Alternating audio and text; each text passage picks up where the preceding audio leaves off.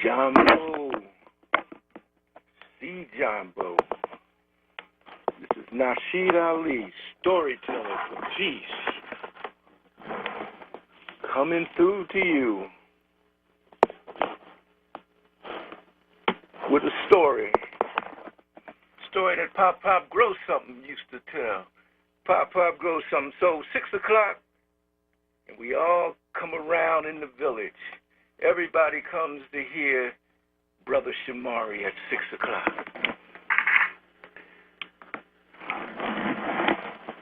Pop Grow Something is in his front yard growing something like he always does.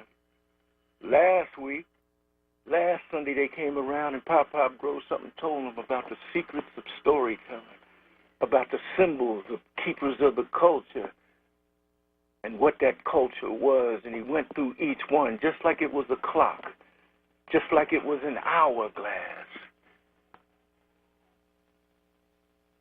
So they came this Sunday too, and they said, Pop Grow Something, tell us a story again. Tell us a story from the wheel of stories, the wheel of life. Pop Grow Something said, well, you know, at the top of that clock, the top of that wheel is the elder. Because through the elder's eyes, the stories come. Many years of traveling on that path, the stories come. The stories are there. He holds the stories for the next generation. And in the center is the next generation, and that's you, village. That's why we say we must save the children. We must save the children because they're our future. That's the next generation of storytellers.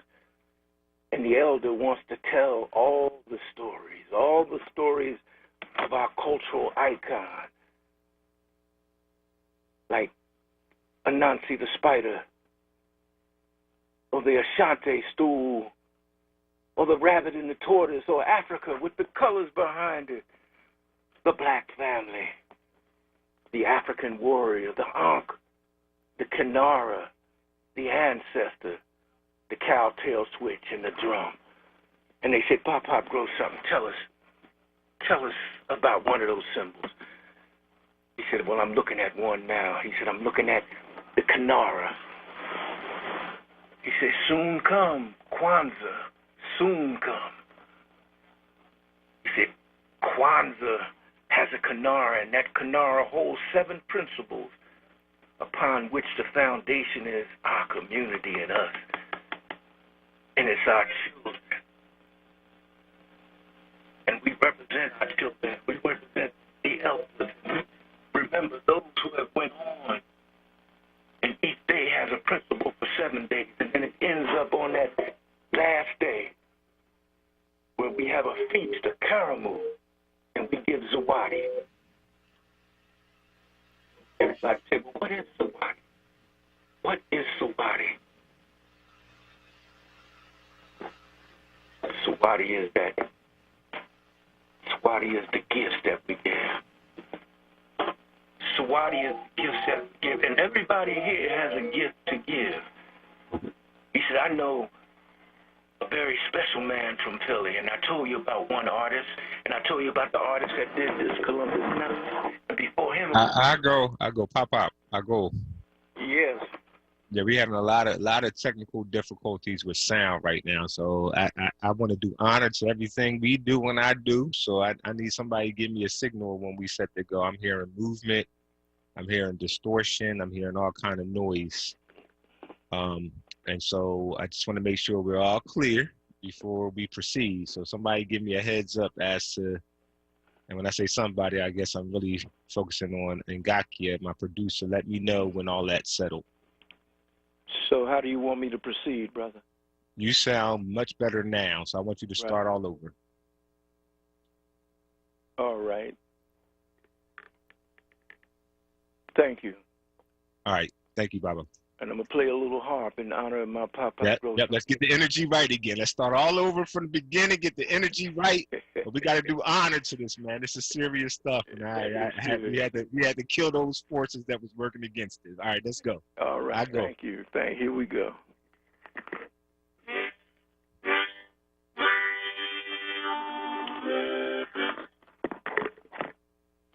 That's a harp in honor of my Pop Grow Something.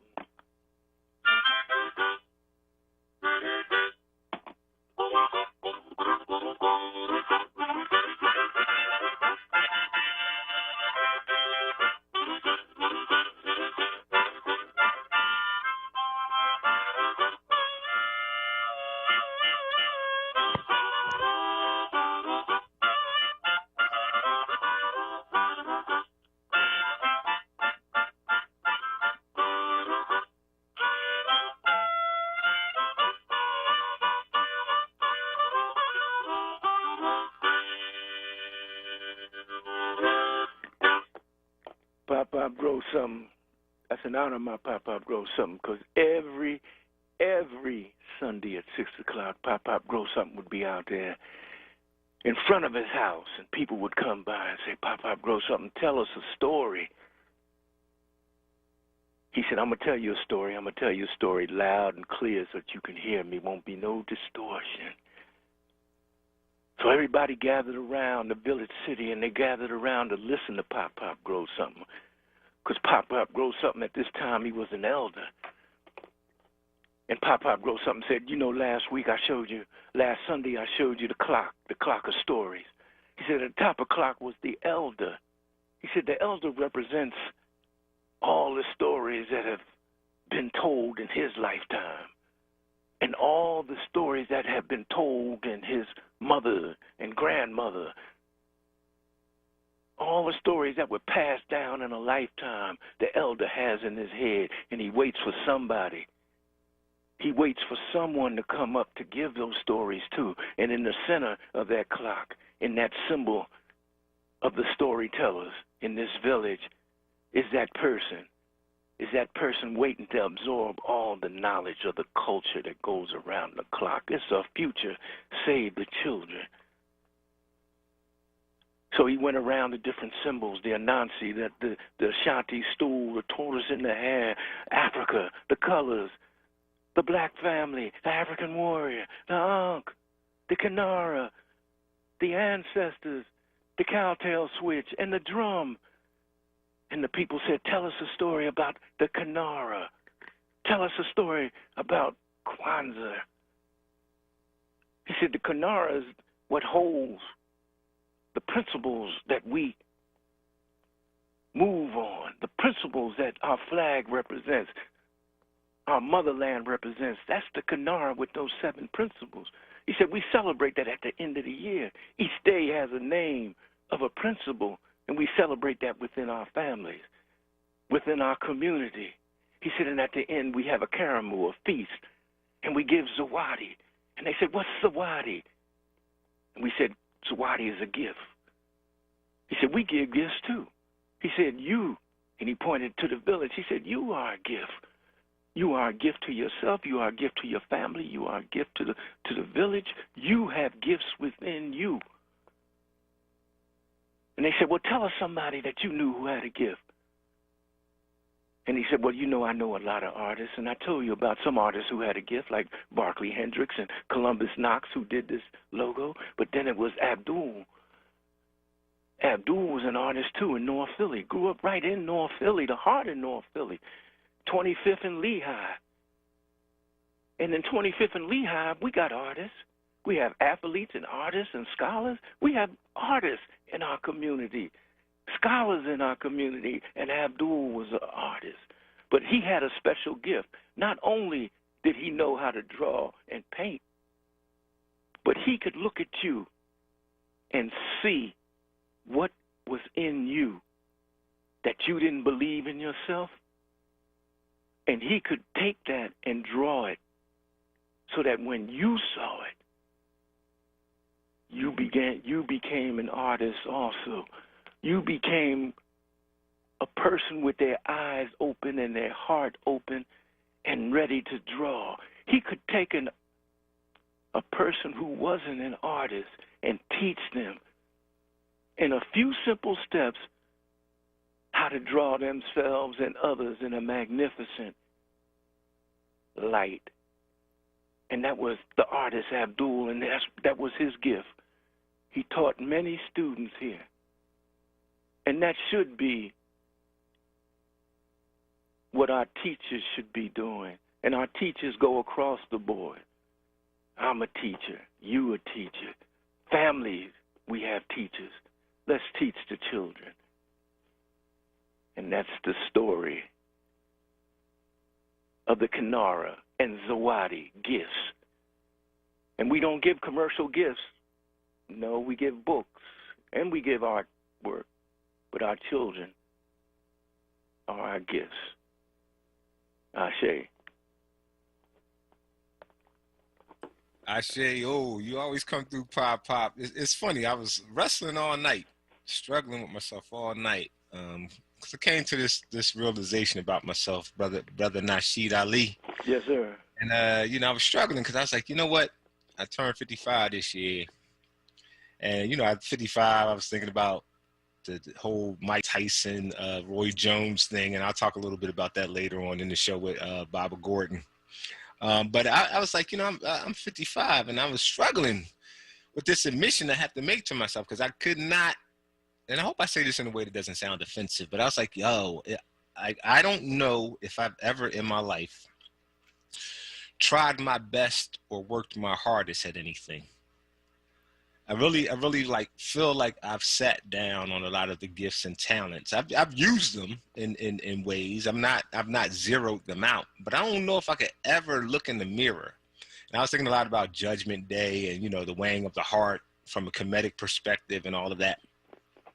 And I'm like, man, it was bothering me that I don't know. And I don't know if I've ever tried my best or my hardest at anything or gave myself fully to anyone in any relationship I've been in any relationship, not just male, female. I think about it as, son, father, you know, whatever. Like this idea that I don't know that I've ever gone all the way in to the best of my ability, with total, just full commitment to anything, man. I'm like struggling with that. So when I hear you talk about gifts, and you know, I know where that probably can come from. I could justify it and talk about, you know, a lot of, you know, vulnerabilities and these other things, man. But I begin to wonder how much that story is either an outlier to most of the people in our village or the norm for most of our people in the village. How many of us are so bound by fear or bound by a judgment or shame that we've not given ourselves fully to anything? And I really want to have a dialogue with that throughout the day with people. You know, some people who have done it, and tell me, you can share with me what it feels like and what they've done it for.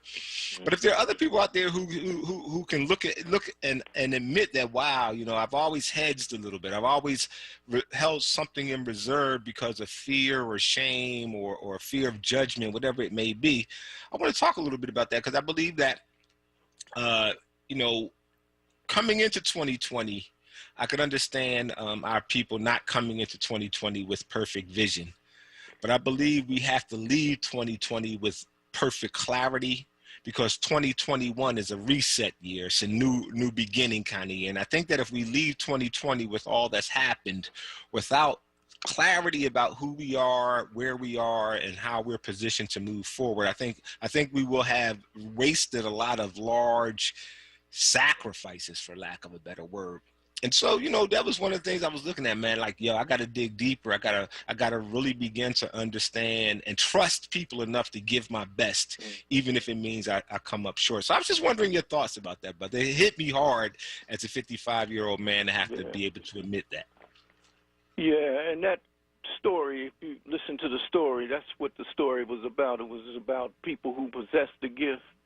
And they said, if we as a people, as a community, possess a whole lot of gifts, you know, and if we just put those gifts together, you know, we would really be far ahead.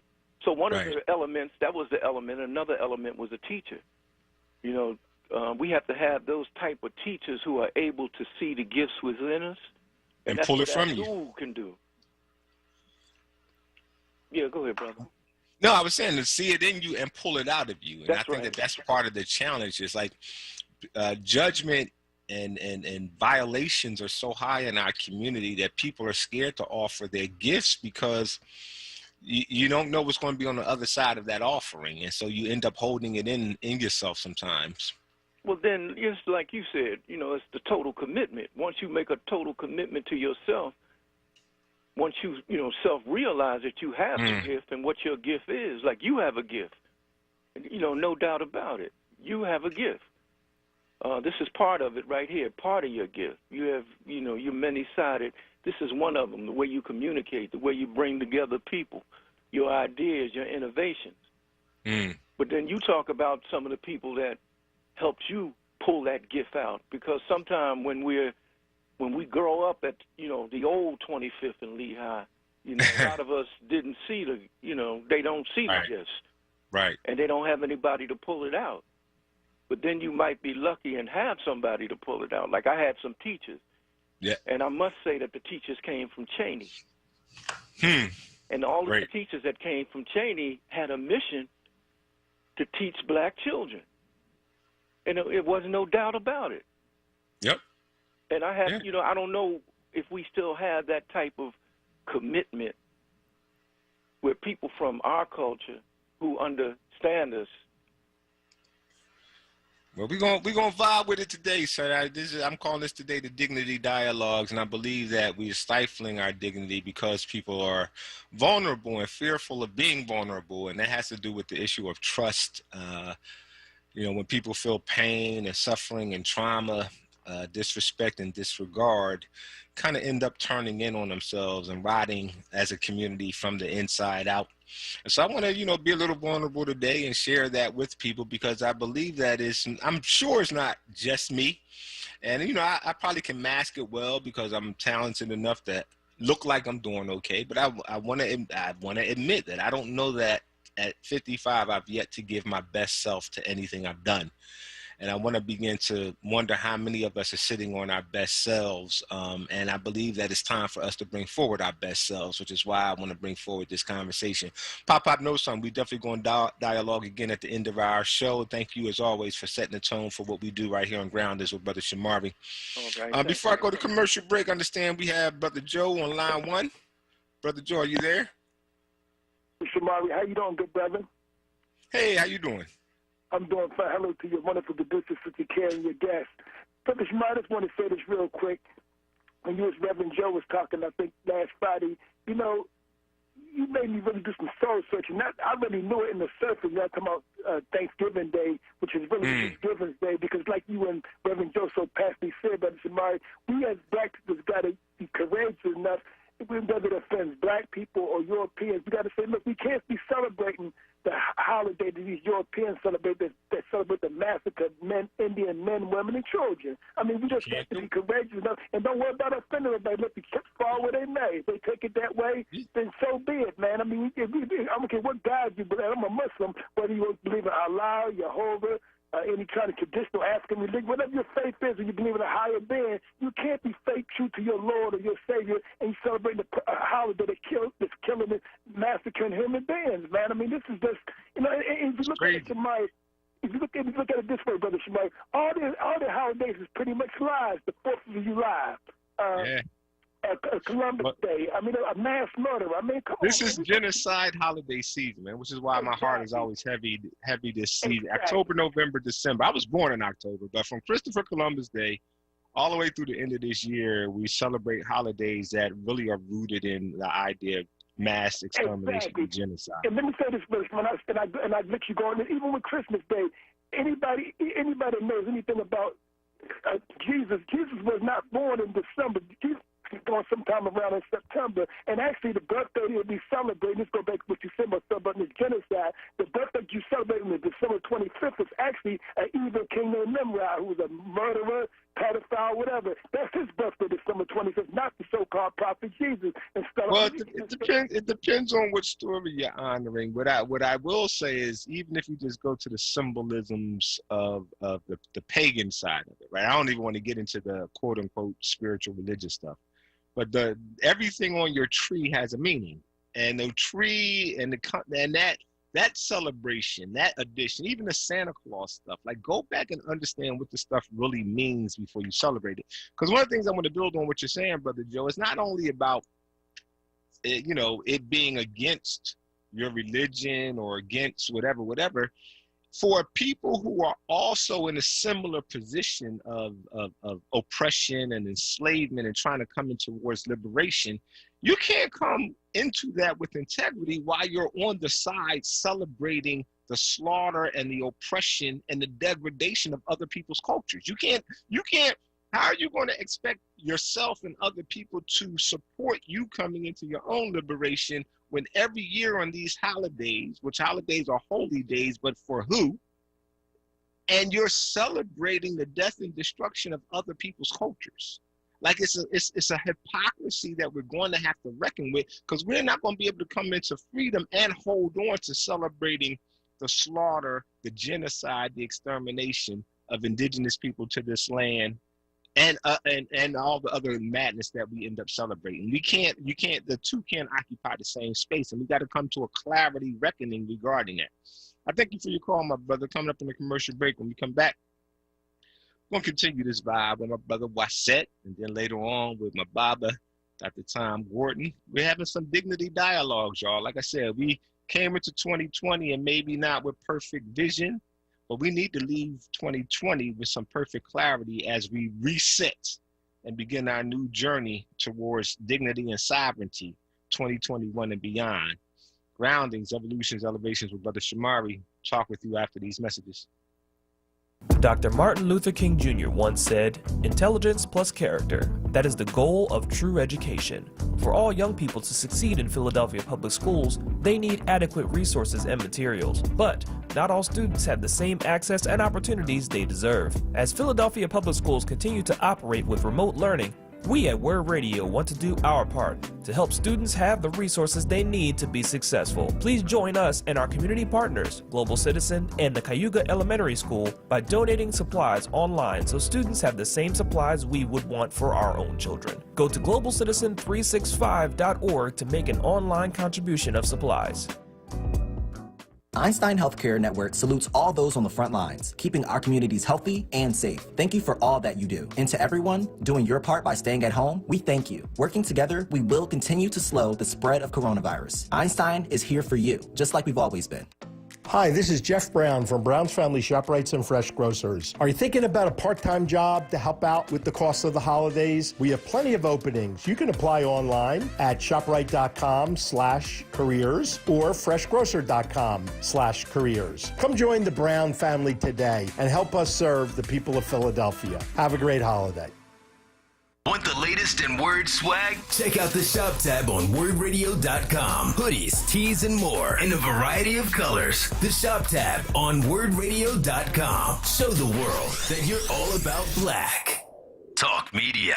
WURD Family. Join us Friday, December 4th from 1 p.m. till 4 p.m. for our 5th annual Empowerment Experience. And this year, we'll celebrate the history and impact of black radio in Philadelphia by honoring radio icon Cody Anderson, featuring a WURD host roundtable, music by Jack Drummond and Taylor Samuel, presentations by Iyanla Van Zandt, Kenny Gamble, Bill Anderson, Deanna Williams, Dr. Lucille Ijoy, and more. This virtual event and live broadcast is free. Add a holiday gift box including a WURD mask, souvenir mug, and holiday flair for $35, $20 for 4 WURD members. For more information or to RSVP, visit WURDradio.com. Sponsored by PICO, Keystone Plus, Pennsylvania Lottery, Einstein, Dedicated Senior Medical Centers, and TML Communication.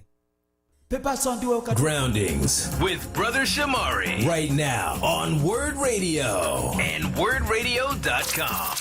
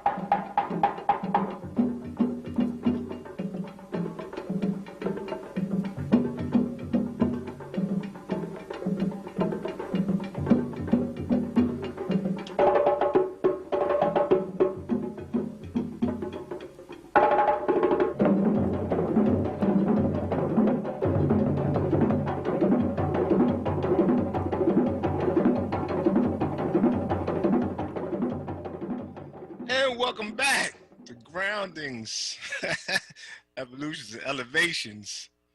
Brother Shamari, y'all, we just grounded, evolved, and elevated right there. Hopefully we know that. That was called an inspirational poem by Le Ballet Africain, the National Ballet of Guinea. And Ngakia, are you around? Are you nearby? And his brother Waset on, I'm weave this together as part of our conversation, the spirit of the drum. So if I can get Ngakia and Waset on at the same time, that would be a beautiful thing. So let me know if that's possible, Ngakia. Yeah, hi, can you hear me? I hear you. I need you to speak louder, but I can hear you. Okay. Brother Waset, you there? I am here, my brother. Greetings. And I'm barely hearing you, but I'm hopefully listening audience can hear you. Brother Waset, this is quiz 101 for you. Any idea why I got Ngakia on this conversation with us, the spirit of the drum, related to the music we just played? Everything is about balance. So when you have male energy, you should have female energy. So I'm going to assume that I'm about to find out very shortly. Yeah, that's part of it, man. The song we played was from Le Ballet Africain, the National Ballet of Guinea, and it's funny because we were talking earlier about kind of the rootedness and the interconnectedness of this, and I don't know if people remember, but Ngakia is the great, or I guess you would be called the grandniece of Ahmed Sékou Touré. Yeah. So Ngakia, come on now. You and I have been going back and forth here, but now tell me why. Last time we talked, I said to you, come on, you got to catch up and get up with your uncle's legacy and be able to jump in because he's left a contribution.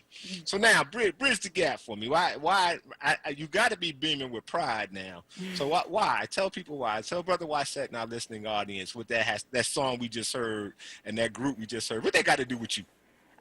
So Les Ballets Africains, that was formed by Ahmed Sékou Touré after the revolution. And basically, he just sought to have like this unification, because that's what he was all about, was this unification through the arts. And it's one of Guinea's greatest legacies. So I am proud, yeah.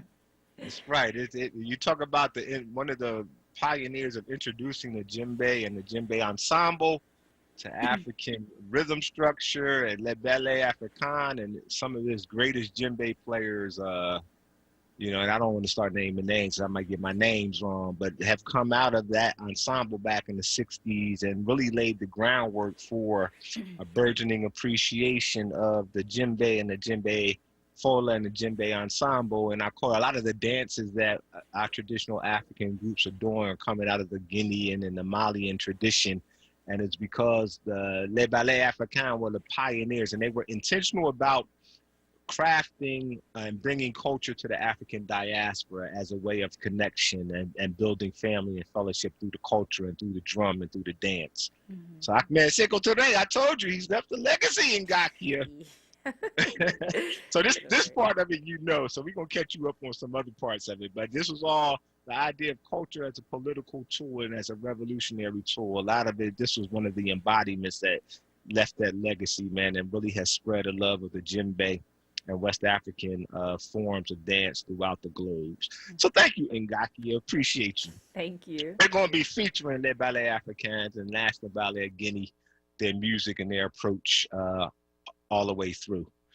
So, Baba Waset, how are you? Hey, I'm great, my brother. You know what? So let me interject. She's still listening, correct? Yeah, she's there. She's a producer. Yeah. She ain't going nowhere. I know that's right. So as we talk about Guinea, we cannot continue to talk about the African drumming, and what that meant without also mentioning Mama Decatur. Mama Decatur was one of those drummers that you're talking about. Pioneer. When they basically kind of went on the world stage, to use drumming, he was one of those drummers.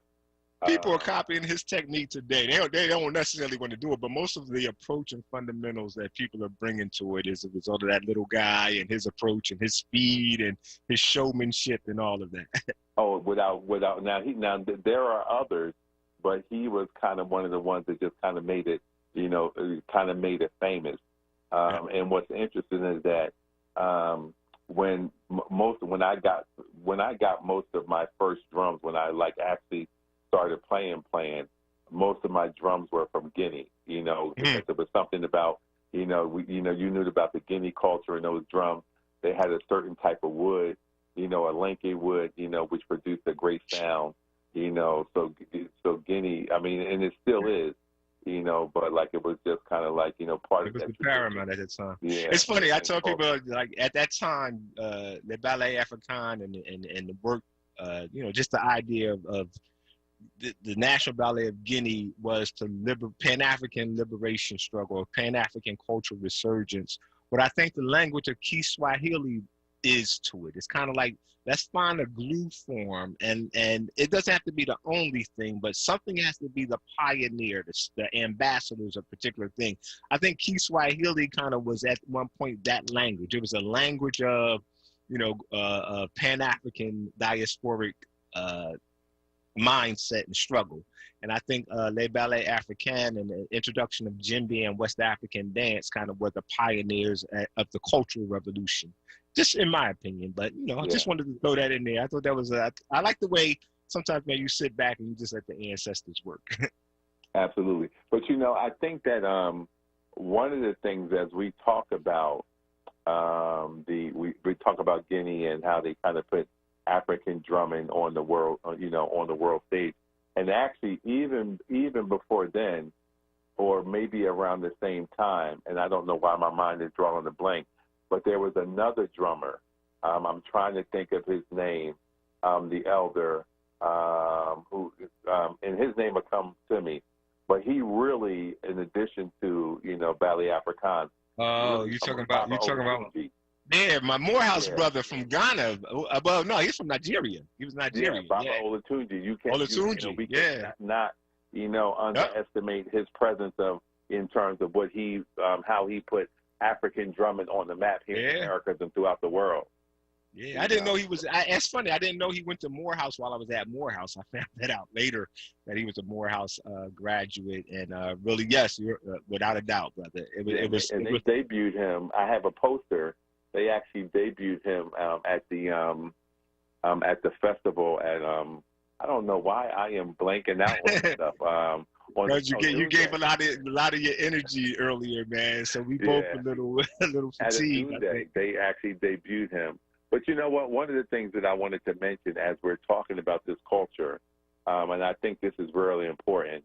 I think that when we're talking about the culture and what the gift that we gave to the world, we have to synonymously talk about the book Stolen Legacy. And the reason why I'm saying that is because there are gifts that we gave to the world, and people are literally imitating them and claiming them because they have the financial wherewithal to buy them and purchase them. And the African drumming and dance is one of them that I will mention. That when we find ourselves financially, at a point where we are, in a bad state, we sell our culture to the highest bidder. And so you can basically see, particularly with the drumming, Chinese and all other individuals are basically just, it's kind of like, remember reggae, remember jazz, remember those art forms that were exclusively. Remember hip hop, I mean. Yeah, right. Yeah, right. Come full circle. So and I think I remember you said something about this earlier. These could be gifts that we give to individuals, but they are exclusively ours, and so we guide how they are to be used and how they move forward, but we own them. And what's happening is that when we don't honor the gifts that our ancestors gave us, then basically people kind of, for lack of a better word, kind of pimp them out. They take them over, they clone them as if they're theirs, and then sometimes what happens is that you don't even recognize them when you see other people with them.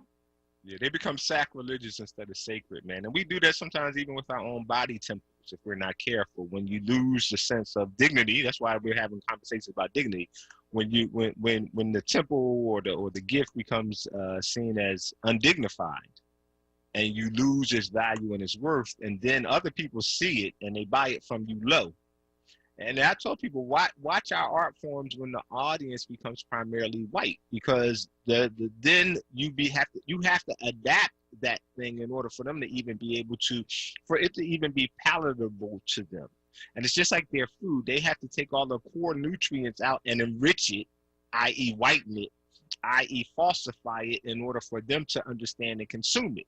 And then we end up eating a diminished version, consuming a diminished version of our own powerful culture, and then begin to wonder why it works in the opposite of its intention. That's the state we're in. And going into 2021, we got to reset, we got to elevate, we got to re-dignify the thing that we've offered to the world, and we have to see it as valuable. We got to stop worrying about other people seeing us as worthy. We got to begin to see ourselves as worthy. Yeah. And that is really what the journey is that I'm committed to at this point. I said earlier, I might not have given my best self to a lot of things. I'm giving my best self to this journey forward. Yeah, and I agree with you 100%, because I think that what starts to happen is that all of the art forms that we talk about, that were valuable to us and that we created, that we don't end up passing those things on to our children.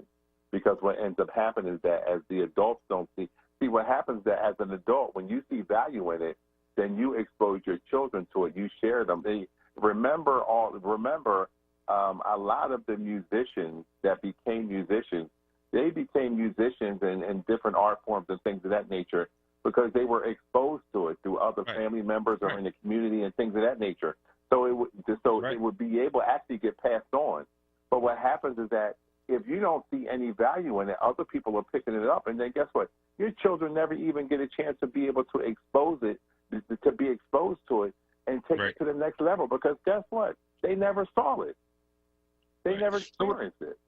What I want to do, brother, we're going on a commercial break. When we come back, I want you to take a few more minutes and talk about how the spirit of the drum is evolving in the context of COVID and safer at Philadelphia, whatever this condition we're in Philadelphia, safer at home. I call it, this soft quarantine that they got us in right about now. Just how is the spirit of the drum? Because you can't kill the spirit of the drum. I mean, hey, this culture made the drum illegal, and we still figured out a way to bring it forward and use it as a tool and a weapon in our liberation. So how's the spirit of the drum evolving in this context, and how do people stay in touch with the spirit of the drum? So when we come back from commercial break, I just want you to share your thoughts on that. And then immediately after, we'll be talking with my good brother, Dr. Baba Mtumishi, Dr. Tom Gordon, in a segment I call The Dignity Dialogues. Stay grounded and keep your head up. If you want to join our conversation, this will be your time, 215-634-8065. Again, that's 215-634-8065, toll free 866-361-0900.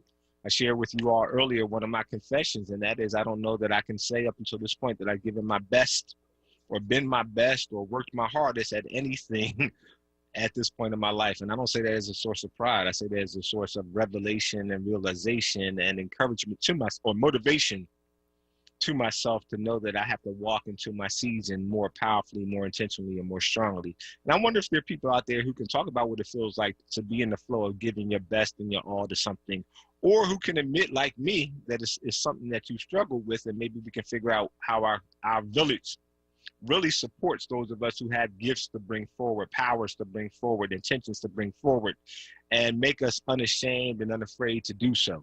Again, 215-634-8065, toll free 866-361-0900. We'll talk with you after these messages. Do you have a K-12 student who does not have reliable internet at home? PHL Connected is here to provide eligible students with free high-speed internet to make sure they always stay connected to digital learning. Dial 211 and press 1 to ask questions and get connected today for free. The hotline is open 24 hours a day, 7 days a week, so call anytime. That's 211 to get your student PHL connected today. As a business owner, hiring and developing people from the community that your company serves is one of the best ways to show commitment to that community. Let WURD Radio help with Livelihood, our new initiative that connects Philadelphians with companies like yours. We'll feature your business, open employment opportunities, and resources to connect your company with talent and ensure that you reach your target demographic. To learn more about how Livelihood can help you build your team, visit wordworks.com. That's WURD works.com.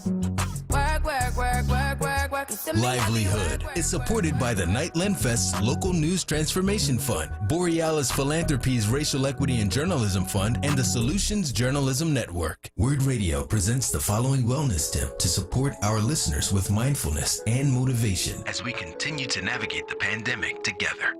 Hi, this is Halana, your resident health and wellness coach with tips to help you stay well. Let's talk about eating mindfully. Often we are rushing from moment to moment and we hurry through our eating like it's checking off an item on our to-do list. Each day for each meal, let's commit to doing these 3 simple things to activate our mindful eating experience. Number 1, slow down. Number 2, eat while you're sitting down. And number 3, chew each bite 20 to 30 times. You can do it. Eating mindfully is something we can all do to support our overall health and digestion. Go ahead and try it for your next meal today. Stay well with WURD. Happy living.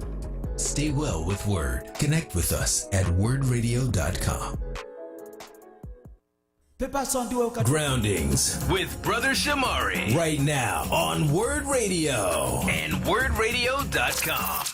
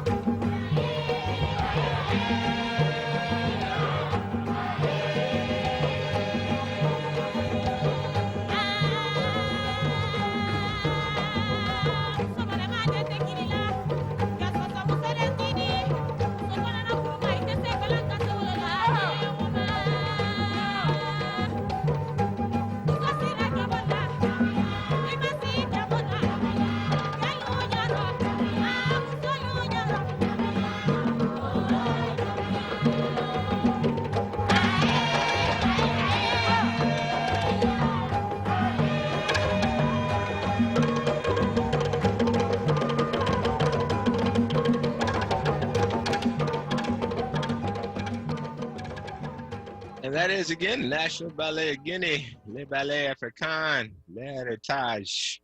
I don't know. I used to take French. I used to know how to speak French, but I totally have forgotten. So I might be mispronouncing it, but I like the way it sounded. Again, bringing that the politics of culture, y'all, and they go together.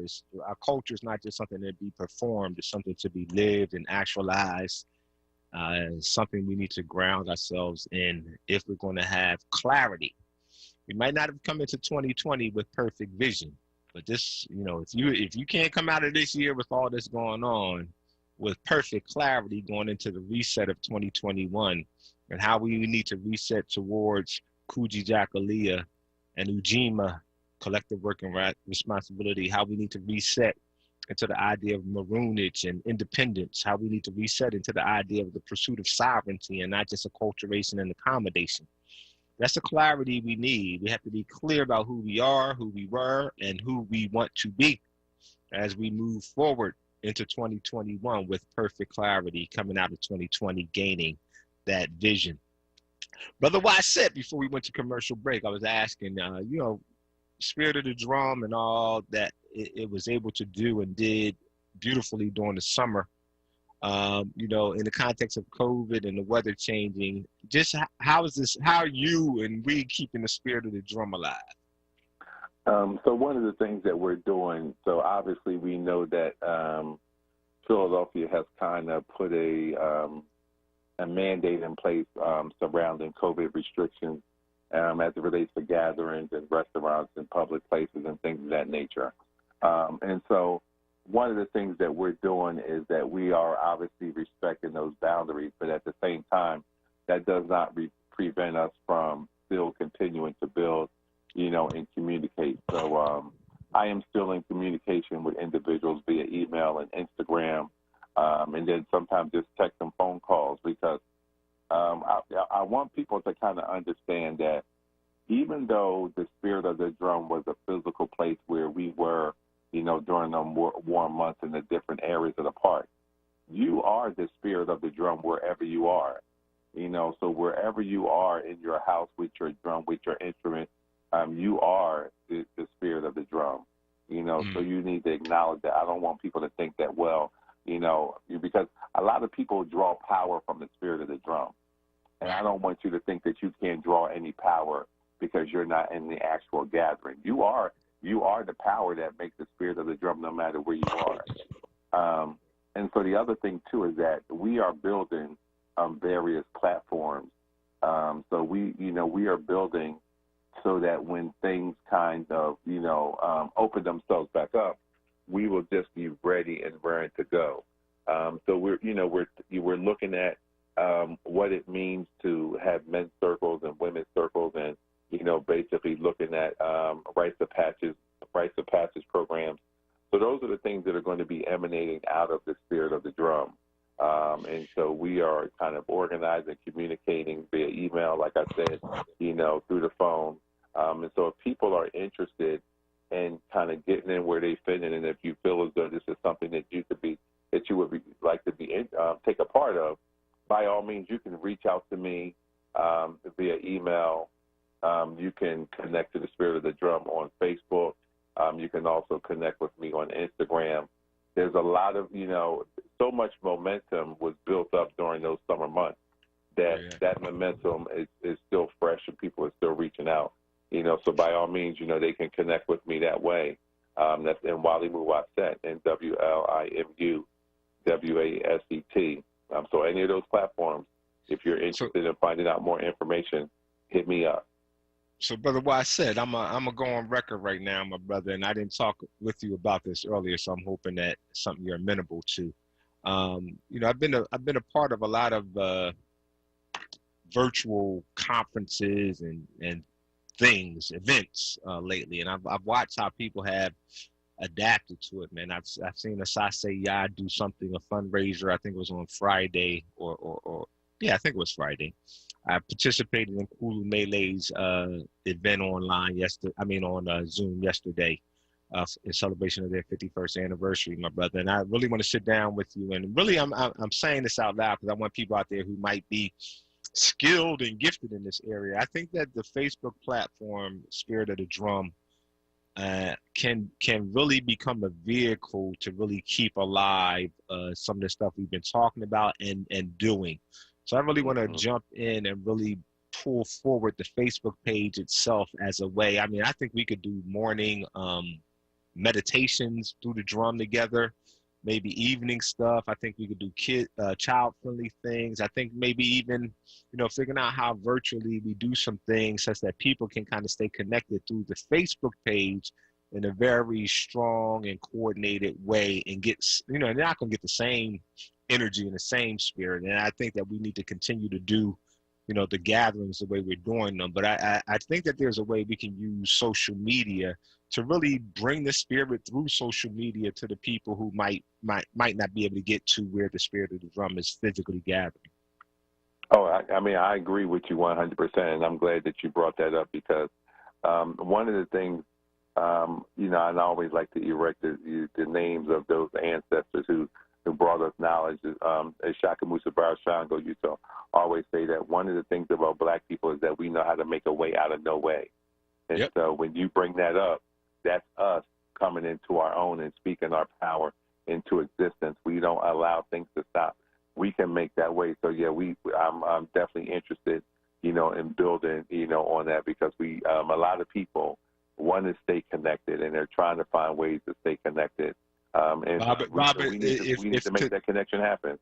If today wasn't a testament to you about what this means for people, I don't know what energy you walked away from this with, but as a man in my 50s and a steward and whatever people want to call me, a brother, a warrior, I don't know what names people use, but I feel responsible for sustaining and maintaining, protecting kind of spaces, man. And if today wasn't a testament to what this means to people, this is just a powerful thing that has been brought through you, my brother, and we have to maintain it, protect it, sustain it, and elevate it at all costs. I couldn't agree with you more, and I think that we are doing that. We are. The energy is there, the support is there. We have to continue to work it, and we have to grow it. We have to continue to grow it, and right now, I think that the support is so strong. That aspect of it is easy. We just have to keep nurturing it. We have to keep watering it, nurturing it, feeding it and good energy. And listen, it's literally going to take on a life of its own. Right. So if people want to keep in touch again, let them know how to get to the Facebook page and how to reach out to you and stay connected. Type in Spirit of the Drum on the Facebook page and make a request. You can also hit me up on Facebook and Wally Muwaset, either that on Facebook or Instagram. If you want to email me, and wallymuwaset7@gmail.com. Any of those, and you could use any of those ways to reach out to me, and I'll be more than willing to engage in conversation and, regarding how we can build the drum and see what ideals you have and how you can be a part of what we do. Thank you, my brother. And Brother Waset joins me every Friday in our closing segment, 3:45, and every Sunday at 6:20 to discuss the spirit of the drum. Brother Waset, thank you for joining us here on Grounds with Brother Shamari. Coming up on a commercial break, when we come back, we'll be vibing with my good brother, Elder Jegna, Baba Mtumishi, Dr. Tom Gordon. If you want to join our conversation, our dignity dialogue, stay grounded and keep your head up, hit us up at 215-634-8065. Again, that's 215-634-8065, toll free, 866-361-0900. Talk to you after these messages. At PICO, we know one thing is certain. Times have changed. From kitchen classrooms to couch conference calls, searching for a new job, or new ways to keep your family connected. These changes have become a part of our reality. That's why our teams are working 24/7 to meet the needs of our communities. So no matter how much things change, you can depend on PICO to be there with the energy and help you need to power through. Learn more at pico.com. Just one more step. You got it. You're doing great. This is the sound of a nationally ranked top rehabilitation hospital, home to the largest collection of robotics in the United States, where we continually exceed patient expectations, because no injury is too severe or too minor for our care. There you go. This is the sound of success. Moss Rehab. Challenge accepted. This is WURD Radio, 96.1 FM and 900 AM WURD Philadelphia. Independent Black Media. The views and opinions expressed by the guests, listeners, and hosts of any program on WURD Radio do not necessarily reflect those of ownership, management, or advertisers of this station. Groundings with Brother Shamari right now on WURD Radio and WURDRadio.com.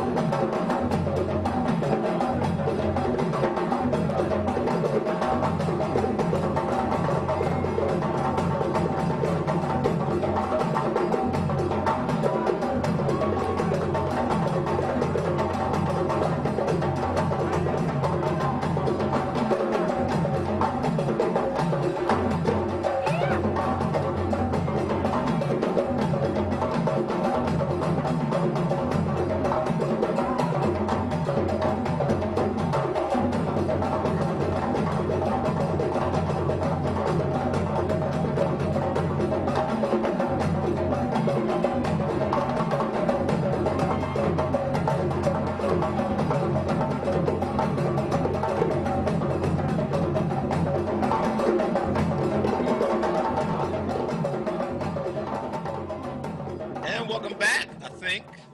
Dr. Gordon, can you hear me? Yes, I hear you very well, my brother. Just want to make sure. Welcome back to Groundings, Evolutions, Elevations with Brother Shamari, yo, Joliba. Another rib, we featuring the Le Ballet Africain, National Ballet of Guinea, the politics of culture, but however you want to frame it, it's all here, part of our spirit of the drum. We bring the spirit of the drum. It's very important that we honor that spirit, because it is through that we will return to ourselves. You can't get home without culture. And again, I've been saying today, Brother Dr. Gordon, I just need you to listen to me for a minute, because I've been throwing a lot of things out there, and hopefully you can kind of catch some of it and then turn it into something for people to get from. Always. This is a very reflective season for me, as I said earlier, the October, November, December, and all these holidays and what they mean. Yeah. Also, personally for me, it's just, I was born in October. My oldest son was born in October. Both of my parents actually passed away in October at different times, but both my mom and my father passed away in October. My grandma passed away in November. So it's just one of this season for me where I just kind of get real pensive and reflective. Then my youngest sister passed away coming out of December, going into New Year's. And so this season for me, with the personal and then also just these holidays, man, and what these holidays really mean, because I just call it the season of the celebration of genocide. You go from Christopher Columbus, and you got the leaves falling off the trees, and then you got Thanksgiving, and you got Veterans Day, which is also a whole war thing. And when people really understand what Christmas is about, so it's just that season for me. And so part of it is that I get really reflective. But then also, I think that the conversation we've been having about dignity is important as well, because I think that this is one of those things where if you're not careful, this season can strip away at your dignity as Black people, as indigenous people, because it's designed to reify European cultural conquest and colonial conquest. Like, that's what this season is designed for. It's designed to bring that up and make us celebrate that. But oftentimes we don't understand that that's at our expense. And so we're kind of almost celebrating our own death cycle. So that gets to me. And then, this just me, give me a minute. And then to cap it off for me, this Mike Tyson, Roy Jones thing that I was just stunned at, number one, so many people got into. And every time I see old Black men do something like that, I think about Cab Calloway.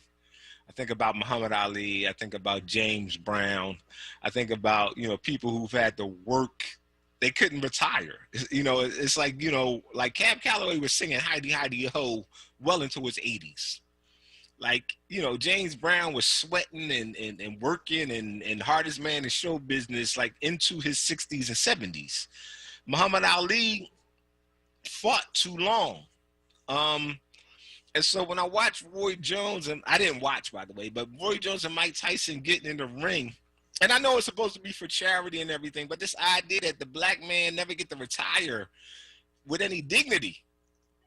And so I don't know, man. For me, this thing hit me in a particular kind of way, because we celebrated that. And I watched Black people, talking about the fight, and actually really wanting one of them two men to fight each other. So I think the only thing I could pull out of it was at least Mike Tyson and Roy Jones Jr. were smart enough to know that they were going into there and said, look, man, we ain't going to hurt each other. We ain't really fighting. This is an 8-round glorified sparring session. If people want to give us money for that, that is fine. And Mike Tyson is supposed to be donating his money to charity, which is even cooler. Like, I have no mad about what they did. I'm mad that our people literally were disappointed that those two brothers didn't hurt each other. That's I'm struggling with that. Like, there's one side where we're celebrating and laughing and making a mockery of the brother Nate Robinson, the former NBA player, that got knocked flat out. And that's all people are talking about. Even his fellow NBA players are laughing at him because he got knocked out. And people are mad, like, oh, I can't believe Mike Tyson and them fought to a draw, and they Mike should have hurt him. Like, I'm like, how did we get there?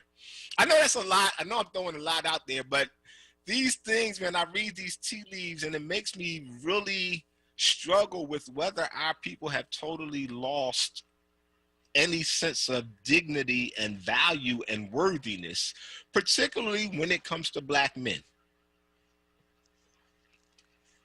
So glad to be with you as always, my brother. And you're sharing multiple things at the same time is just fuel for my soul. And I'm bilingual with you, so I totally get you and understand you. And we'll just dive in. Dive in. I'm on the couch. I'm on the couch now because I need some help. All right, so here we go. Let's go with it. I'm appreciating you today as always because you're bringing light and love and fire.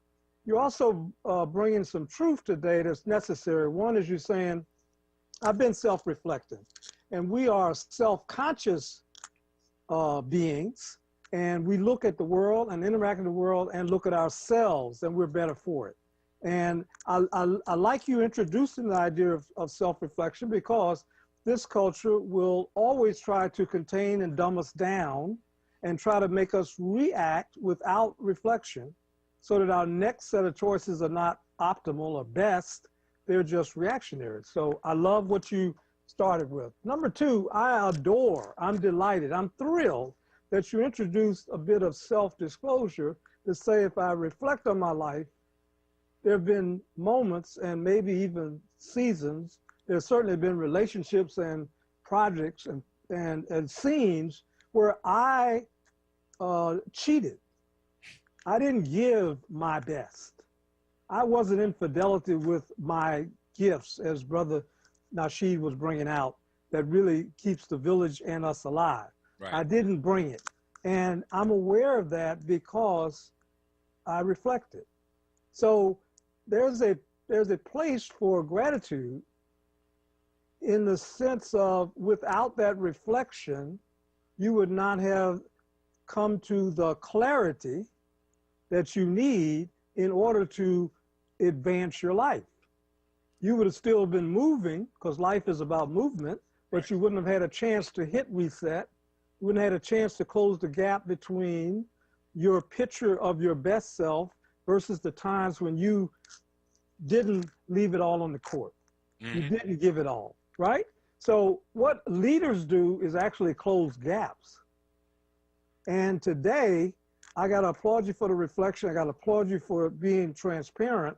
And I need to say to the audience, back to Nasheed's story about Pop Pop, that the teacher, if you take that concept, or what Brother Wasset said in terms of us growing, you must have feedback, information returning to you that will allow you to come clear. And you hold on to that concept because you understand that means that my reflection alerted me to a gap and my proper response isn't to go to shame or guilt or doubt, which the culture actually wants to take you to a sunken place so that you live and lead your life out of the basement. It's actually meant to be feedback that there's a gap. And that feedback is supposed to be something that you use to focus yourself. And in terms of our dignity dialogue conversation, we're talking about focus and the ability to be flexible. Don't keep doing the same things with the same people the same way and expect extraordinary results. You've got to sacrifice something or flex and then use that to push reset so that you can amplify your force.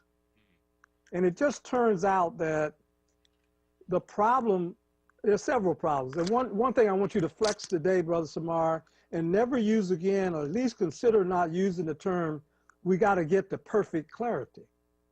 Because that's not a helpful term, because it's going to actually set up people to say, if I don't make that target, then I'm going to go to shame, doubt, and guilt. Right.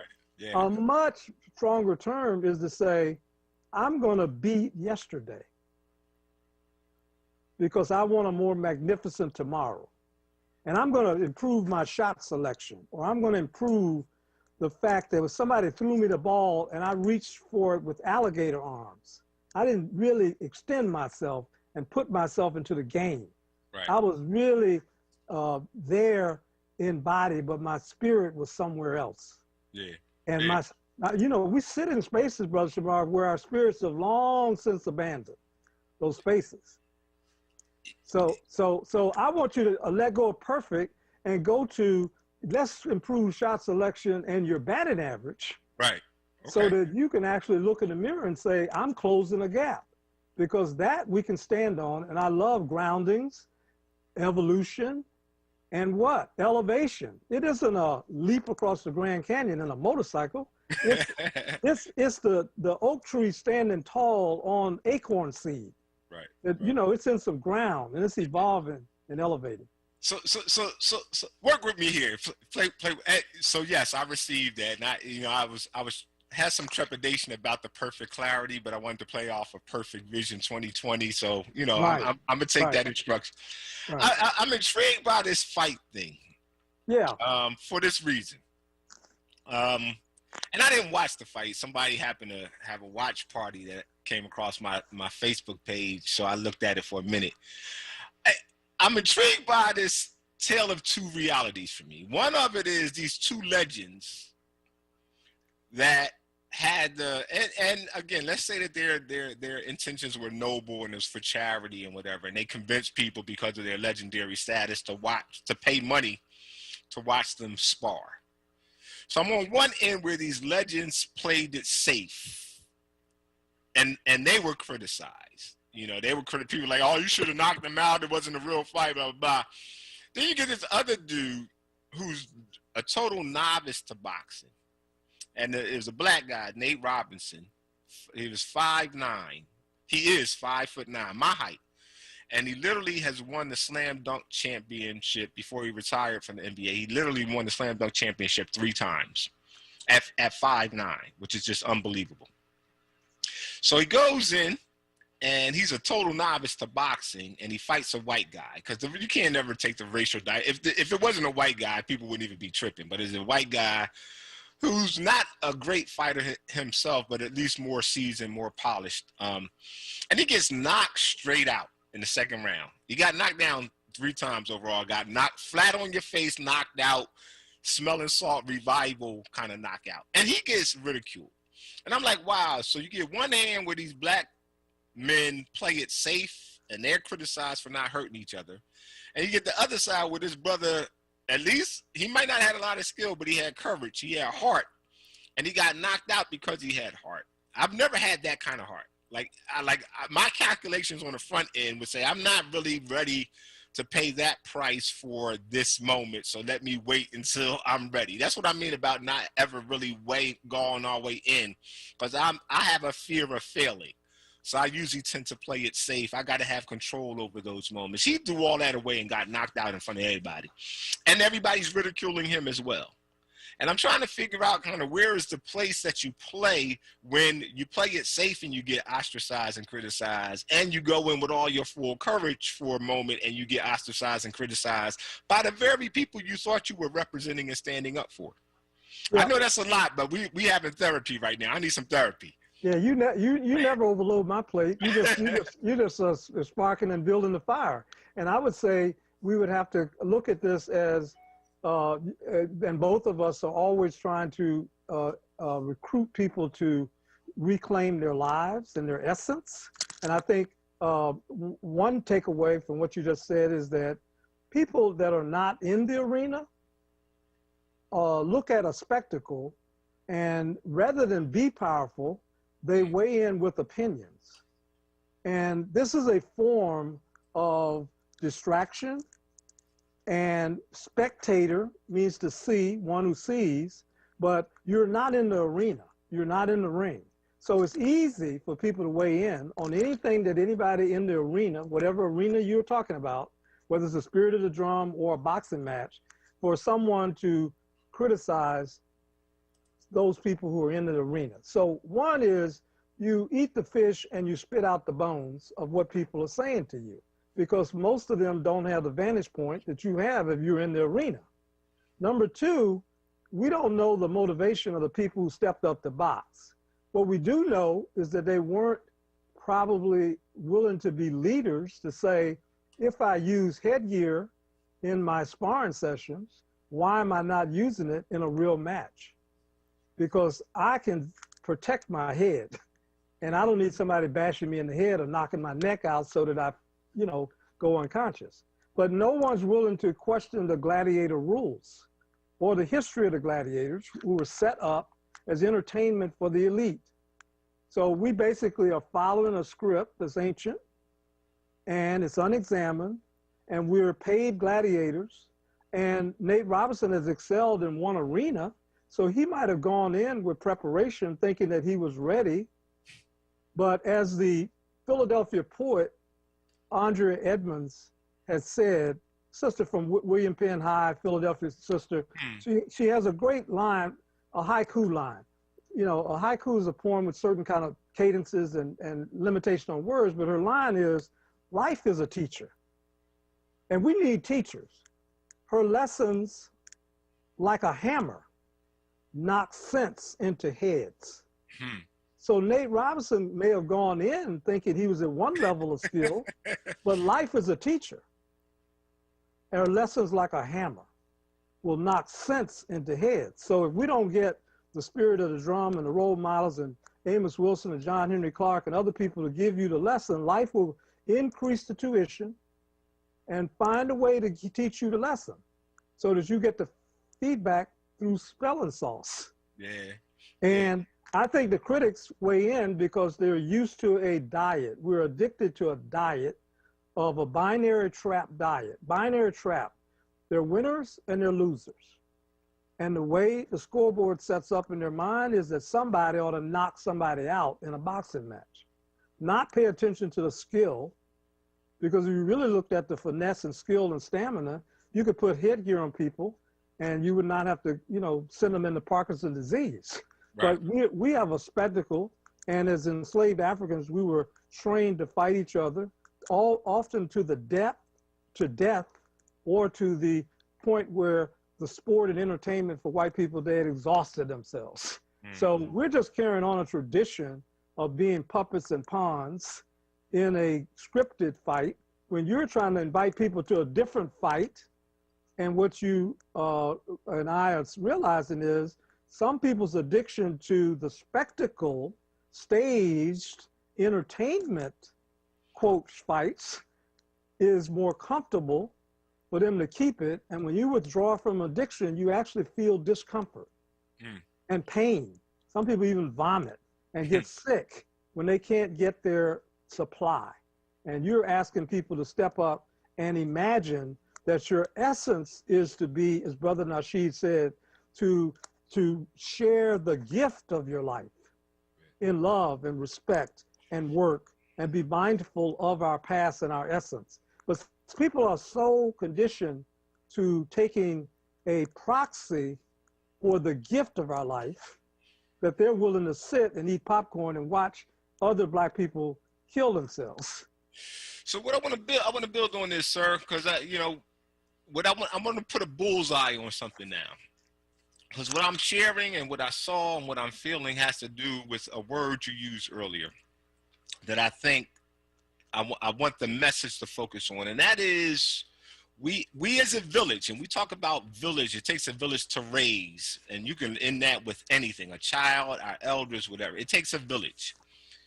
And I think that there's a moment, man, when our village, if we're going to move into power and sovereignty and dignity and the restoration of that, we have to be better stewards of our feedback in moments of defeat, particularly for people who we're going to rely on for their warriorhood. I'm going to say that again, because I think that this is the lesson I'm trying to get us to. I think that we are irresponsible sometimes in our feedback, that feedback loop.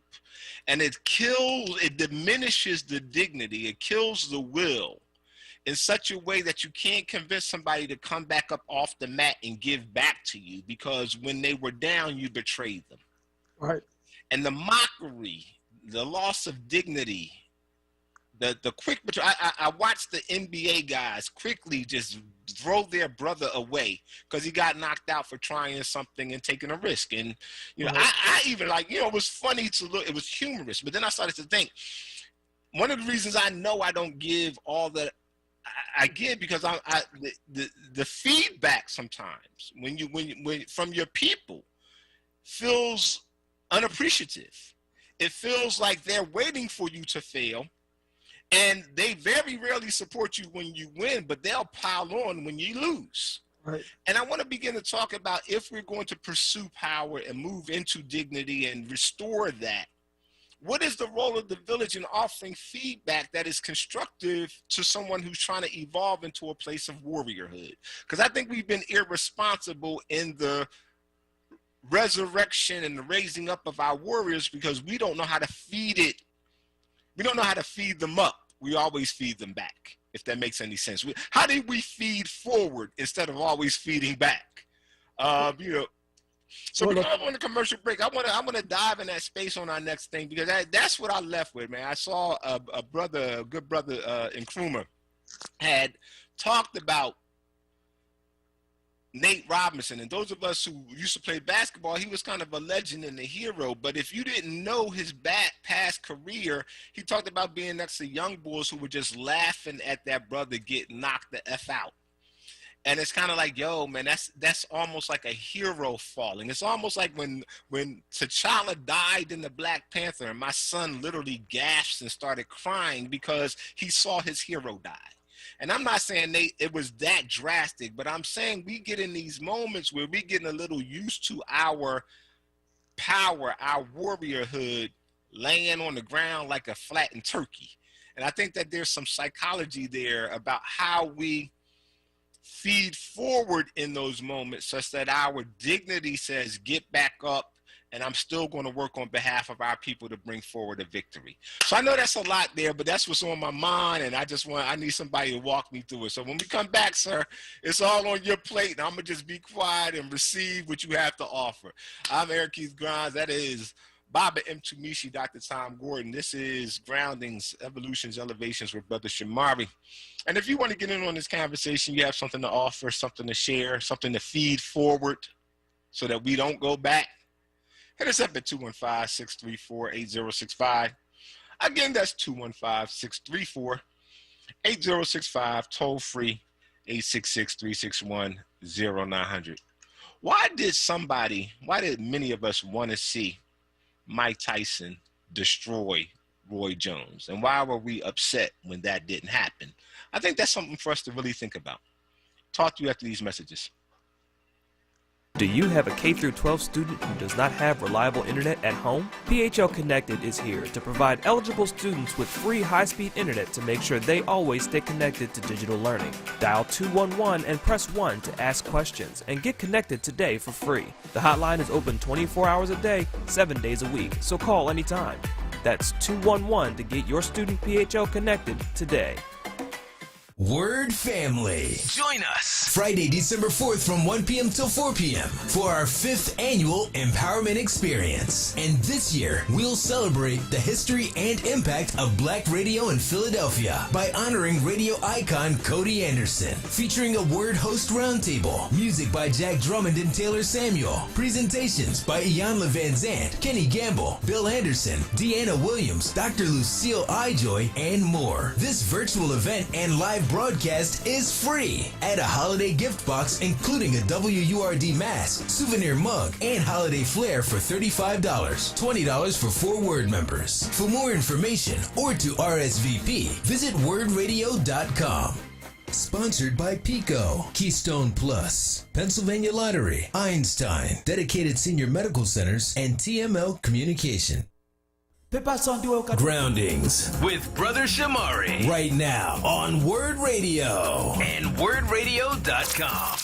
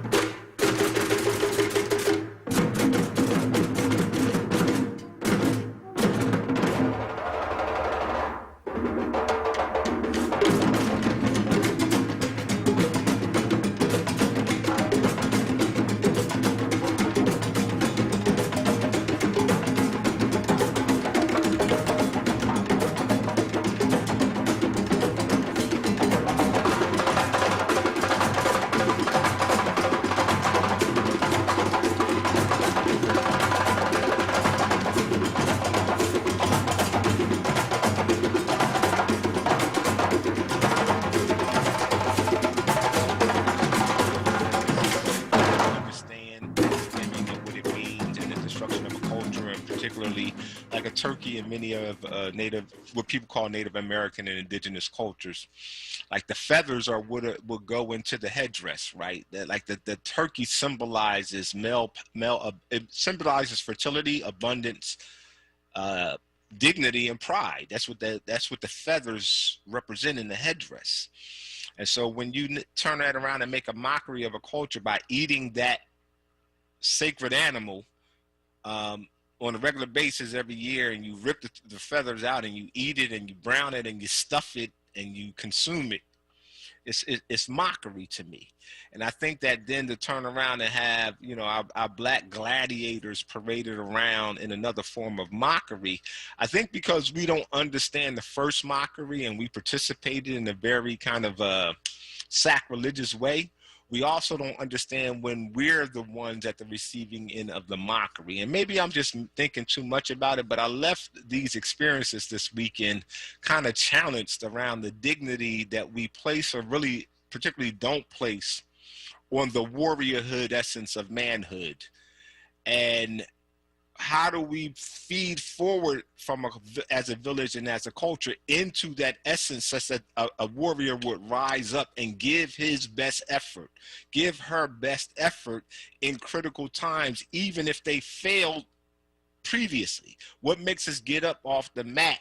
How does the village feed forward into that reality? Because I think we're going to need that going into our future.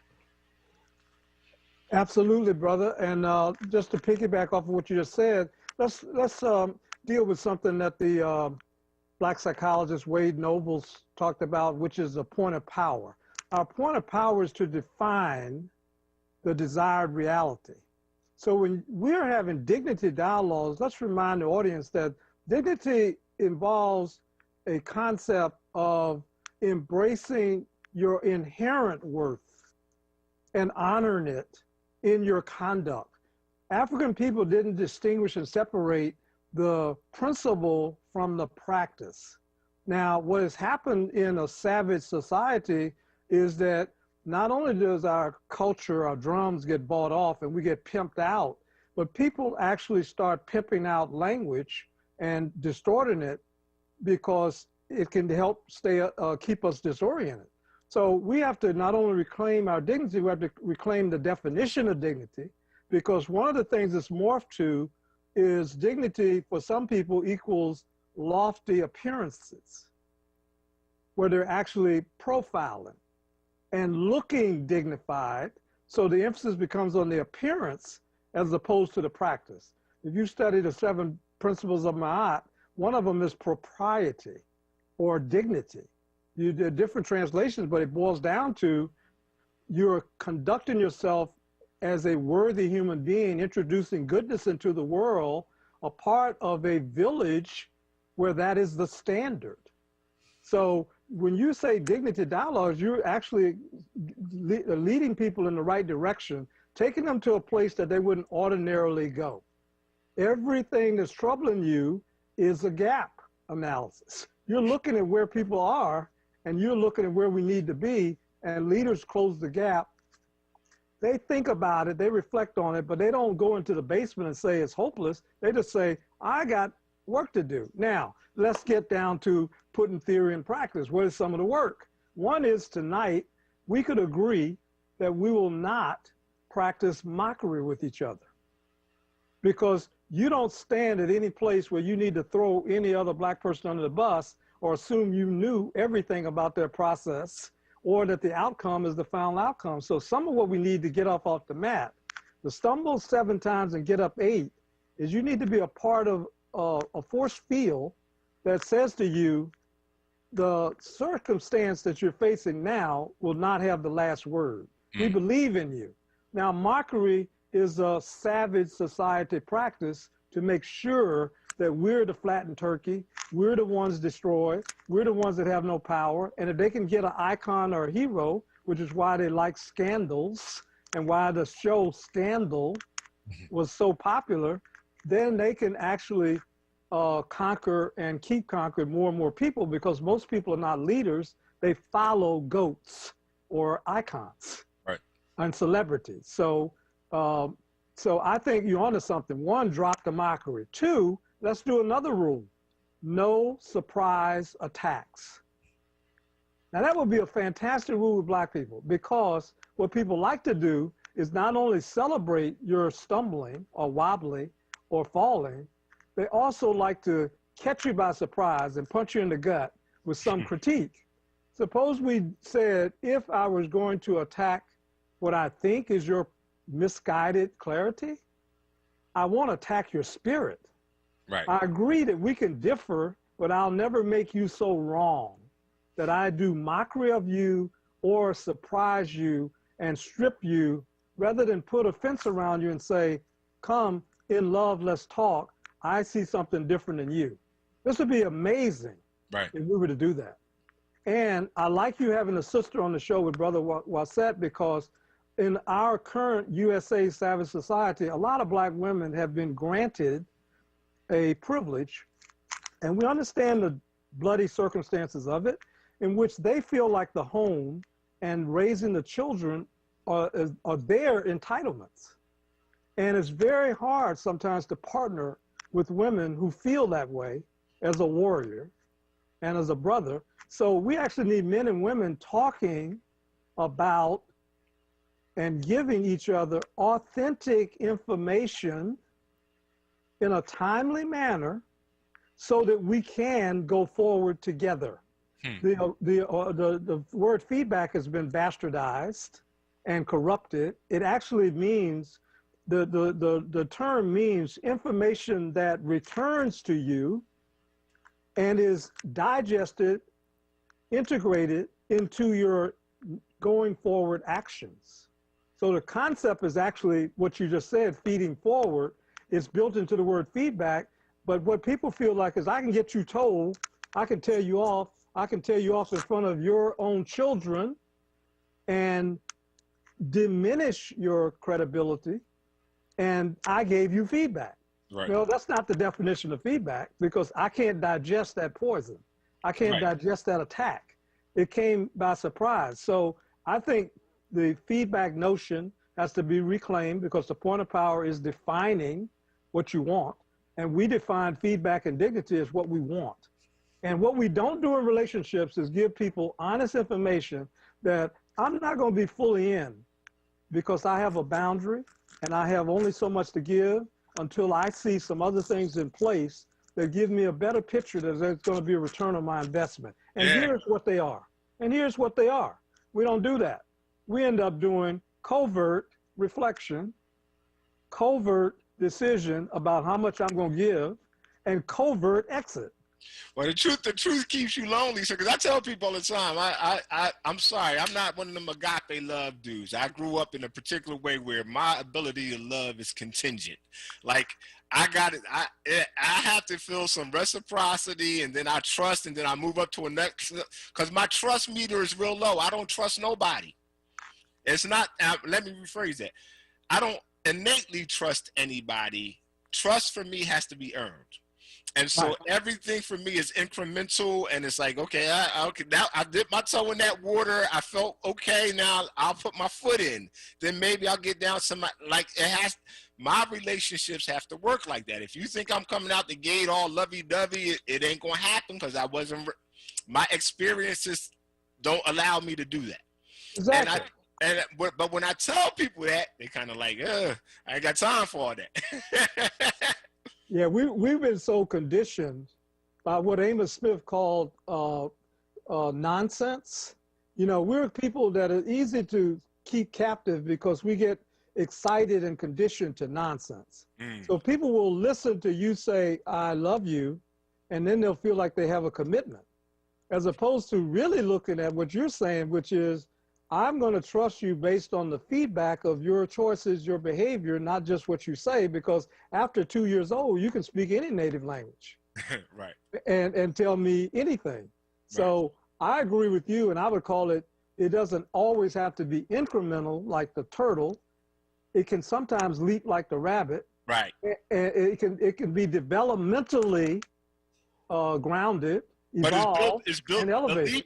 the leap is built on something for me. I don't do the blind faith leaps. Like I'm checking for clues that this leap or this walk or this step is safe. Exactly. That's intelligent. That's intelligent. You don't want to dive off the high diving board and wonder if water's going to appear, and you don't know how to swim. That's intelligent. And so what the culture would try to do is tell you to drive blind. So people take a drink and say, well, it's not going to bother my reflexes. No, that's not true.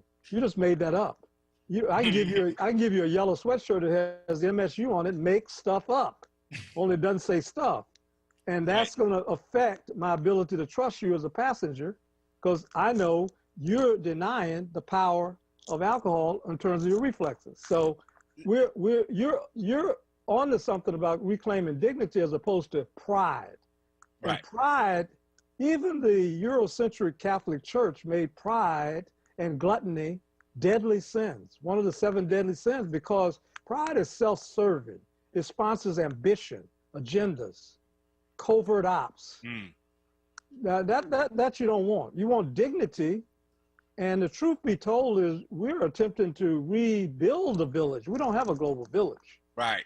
We have an assembly and a bunch of people, because there's still light in the world, that's interested in building a global village.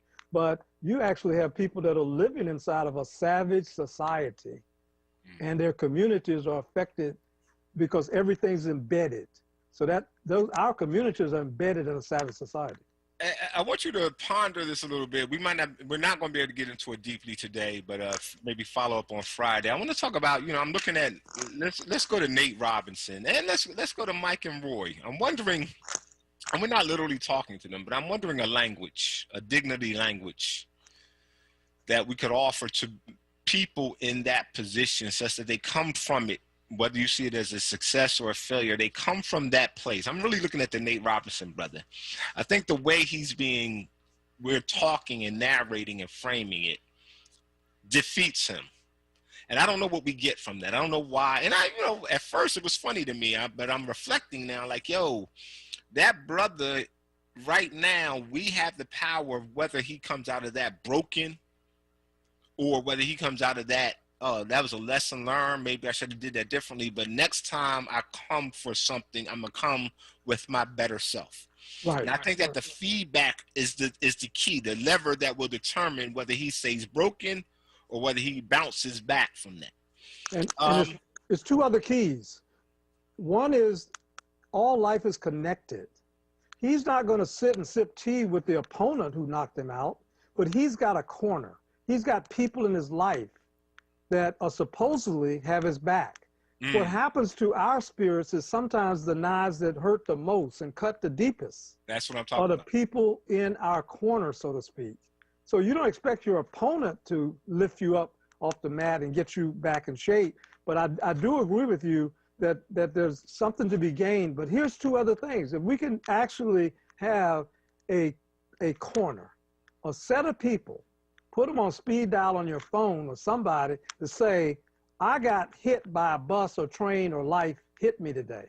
And if you don't come with shame and fear, but come with authentic truth, I got hit, and metaphorically, I got knocked to the mat. Right. And if you can find a few people like that, you're practicing the spirit of the story about Kinara. And the black candle in the center of the Kinara represents the principle of umoja, which in Swahili, the language spoken by the most people in Africa, because it's a language of trade, means the state of oneness.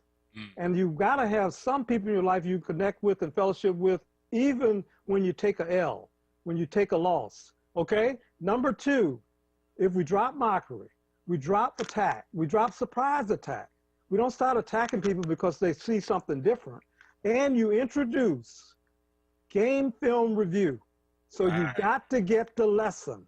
Right. Life is a teacher. Her lesson's like a hammer. Knock sense into heads. Now, what was the lesson you got? Because he might, let's make him righteous, prepared, run, had the stamina, had his moves, ready for the next level of competition. But he was mastered by somebody who had a different skill. Right. He didn't have competency. Exactly. So you don't down him because he gave it his best. you, one, reward him for the process. They don't do that on Savage Society. You're looking at binary win-losers. No, I'm glad Mike Tyson didn't bite Jones's ear. I'm saying, look, they had an integrity fight. They didn't fight dirty. Then you say, look, you fought a process that was full of dignity. It had integrity. And Nate, you did the same. Now, what's the lesson? We don't get the lesson. Life's going to come back and the scholarship's gone and the tuition's gone up, and you'll meet that lesson again with another name and another face, and you will be knocked to the mat again. So I think a ritual we have to practice under the law of Ma'at called propriety is we build this village again, is to say dignity matters and feedback and the lessons from it to have us leap forward matters. And we must start picking the right fights. Are we really doing Massa's fight for his popcorn and entertainment relief?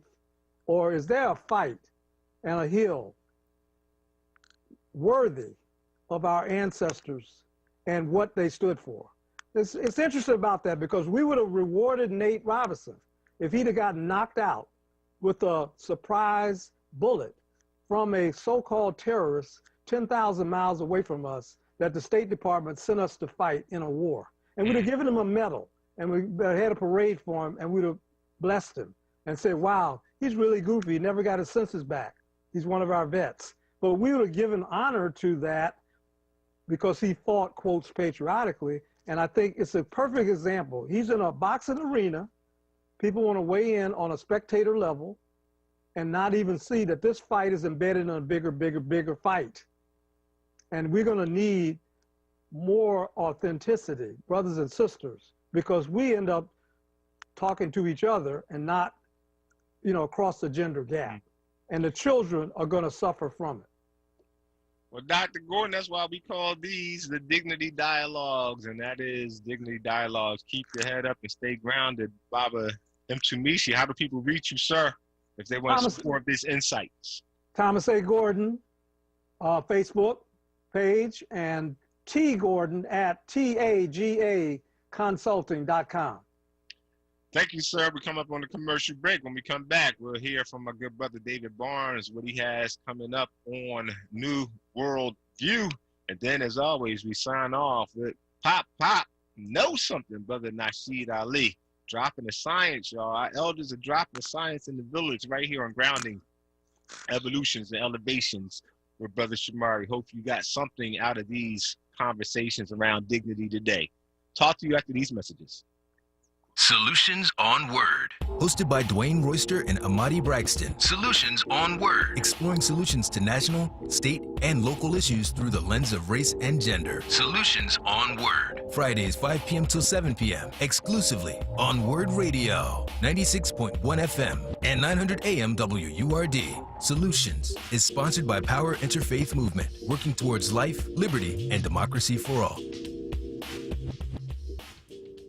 Jobs, entrepreneurship opportunities, small business resources, and financial literacy. Livelihood.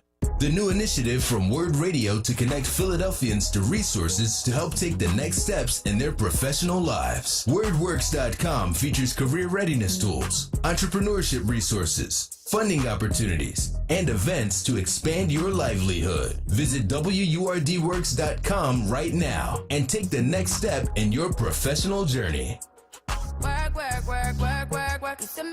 Livelihood is supported by the Nightland Fest's Local News Transformation Fund, Borealis Philanthropies Racial Equity and Journalism Fund, and the Solutions Journalism Network.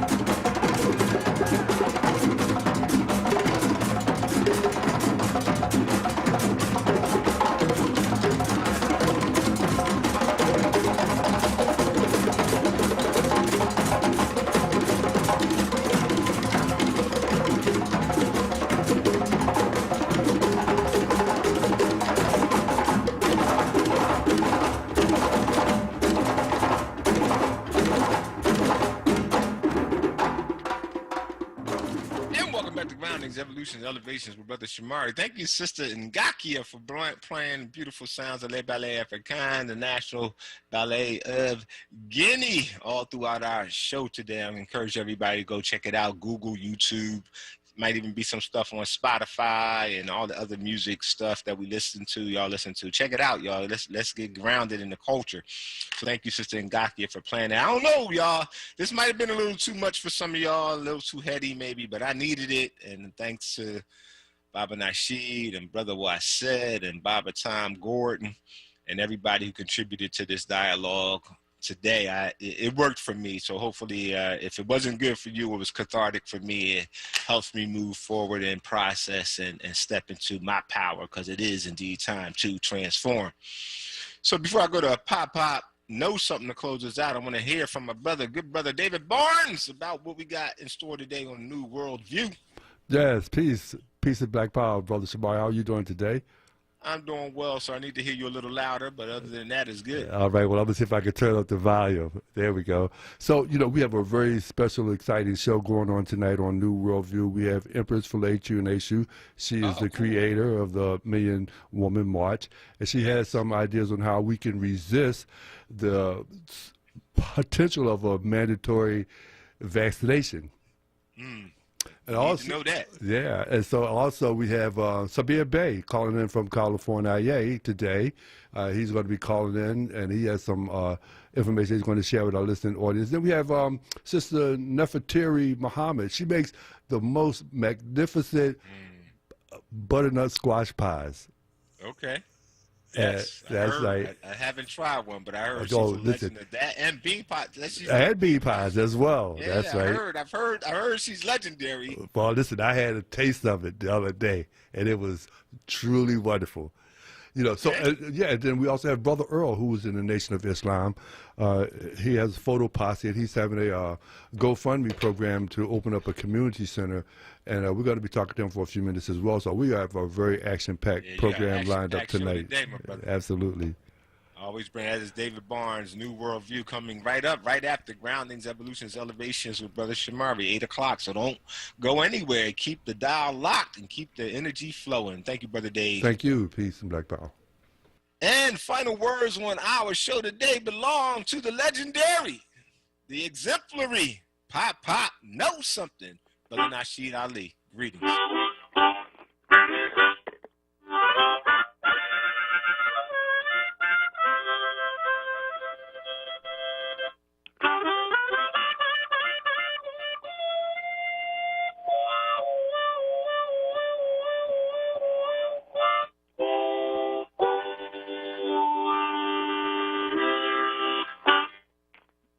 Pop, grow something. Pop, know something.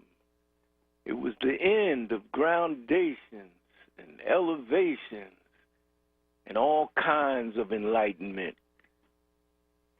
And Pop, grow something. He likes these Sundays where he can learn. He can learn about the spirit of the drums. He can learn about how we think and how we act and how we be. By the time that was over, Pop, grow something became Pop, know something. So it was time to go, and he was packing up his flag and getting his symbol of the storytellers together, the clock of time, the clock of stories, when a family came up to him. A family, mother and father and little children, and some others in the family came up to Pop, grow something. Pop, grow something looked at him and said, peace. Jumbo, they said, peace. Pop, grow something. Peace. Little children said, peace. He said, what can I do for you? And they just said, I'd like to thank you. I'd like to thank you for telling us about the gift, about Zawadi. And I said, oh, you remember the term, Zawadi.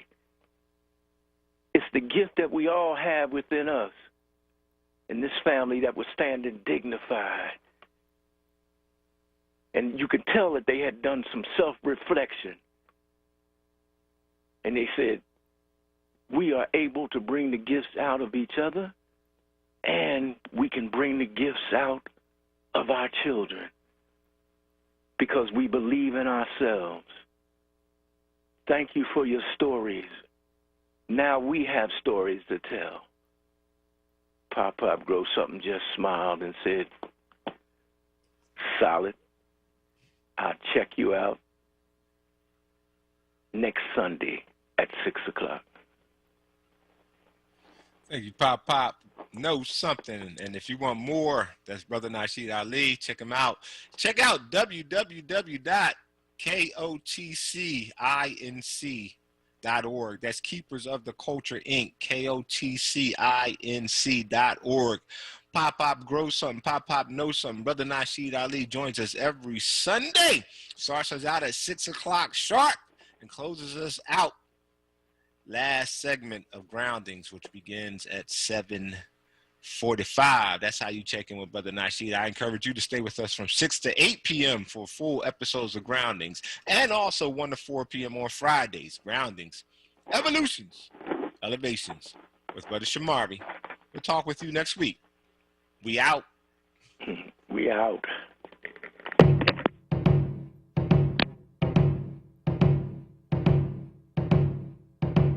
This is a rhythm, a warrior's rhythm, victorious rhythm, a glorious rhythm.